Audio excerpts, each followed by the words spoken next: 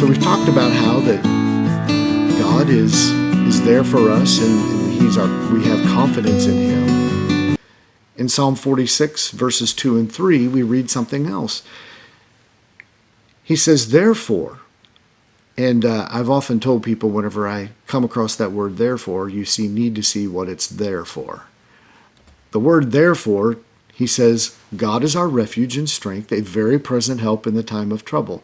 Therefore. So this, whatever's about to be said, whatever's about to be spoken to us, whatever we're about to read in these next two verses, it's all a result of what we read in the first verse. God is our refuge and strength, a very present help in the time of trouble. And because of that, therefore, will not we fear? Though the earth be removed, and though the mountains be carried into the midst of the sea, though the waters thereof roar and be troubled, though the mountains shake with the swelling thereof, Selah. We talked about how that the psalmist tries to renew our confidence in God. And though we might not need anyone to remind us about the chaos in our lives, the psalmist here is talking about the surroundings. Notice what he says there. He said, though the earth be removed. He said, we will not fear, though the earth be removed. Though the mountains be carried into the midst of the sea. Now, I'm telling you what, that's some pretty big stuff. That's pretty big stuff. He said, though the earth be removed and the mountains be carried into the midst of the sea, though the waters thereof roar and be troubled. I think of just the boiling and the churning of the ocean when there's a lot of undercurrent and the rocks and all of that kind of stuff. He said, though the mountains shake with the swelling thereof. We're talking about mountains shaking. We're talking about mountains that are falling into the sea. This is a commotion. This is a commotion. He's telling us that when everything around us is unsettled, when the earth beneath our feet, it's as stable as the churning waves of the seas. That word roar just means, like I mentioned, it means commotion. He said, though the waters thereof roar, the commotion, the instability. And you know what? That really describes our lives from time to time, doesn't it? Job said that man's days are few and full of trouble. As I look at that passage of Scripture, I think, boy, wouldn't it be nice if it was the other way around? That our days were full and our troubles were few? But that's not what Job said. He said our days are few and our troubles, we have days that are full of trouble. There's plenty of trouble.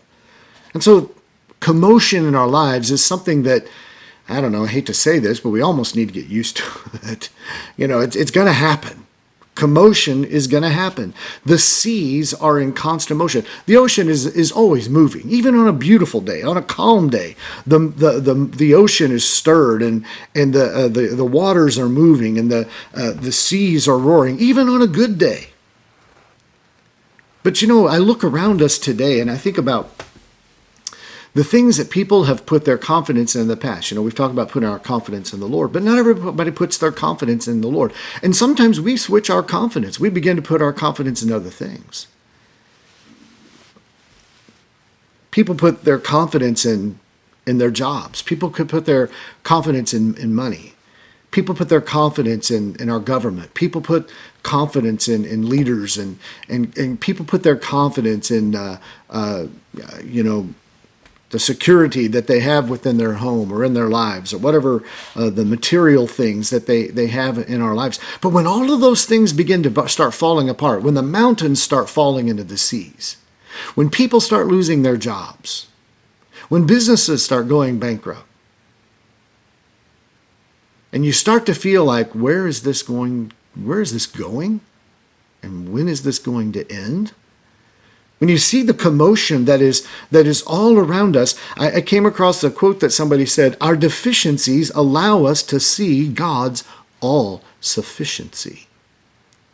So my deficiencies, the weaknesses, the gaps, if you will, in my life, can allow me to see that God is able to make a way where there seems to be no way, that he is an all-sufficient God.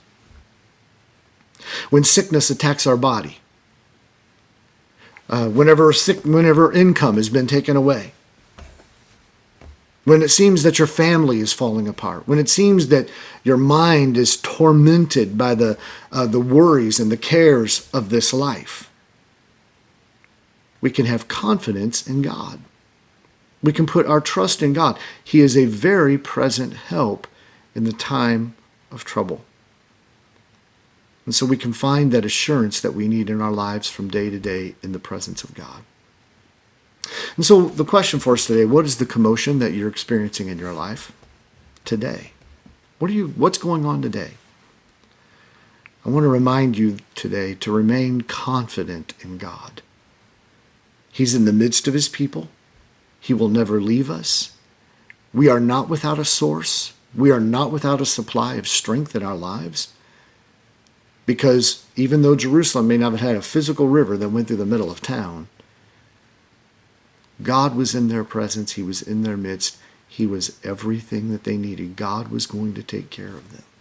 And he is going to take care of us if we keep our confidence, our trust in him. Trust that you can take that with you today and let it be a blessing.